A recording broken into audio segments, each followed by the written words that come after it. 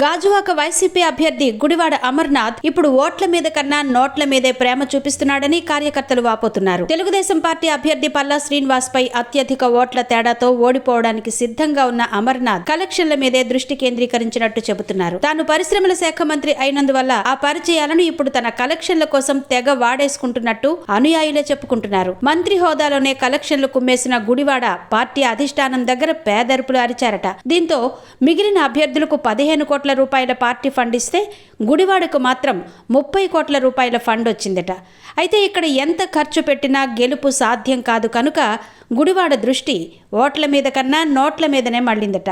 ప్రచారానికి వెళ్లే సమయంలో కారులో కూర్చున్నంతసేపు పారిశ్రామికవేత్తలతోనే ఎలక్షన్ ఫండ్ కోసమే మాట్లాడుతూ కమిట్మెంట్లు వేసుకుంటున్నాడట. ప్రచారం పూర్తయ్యాక కారులో ఉన్న వాళ్లను పంపించేసి వసూళ్ల ఏర్పాటు ముమ్మరంగా చేసుకుంటున్నారట. దీంతో వైసీపీ ముఖ్య నాయకులు కూడా నీరు గారిపోతున్నారని పార్టీ వర్గాల ద్వారా తెలుస్తోంది.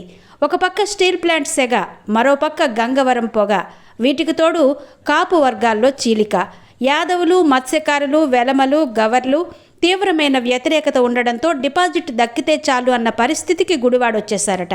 దీంతో పల్లా శిబిరంలో మెజారిటీపై జోరుగా పందాలు సాగుతున్నాయి. కనీసం 50,000 ఓట్ల పైచిలుకు పల్లాకు మెజారిటీ వస్తుందని పందాలు జరుగుతున్నాయి.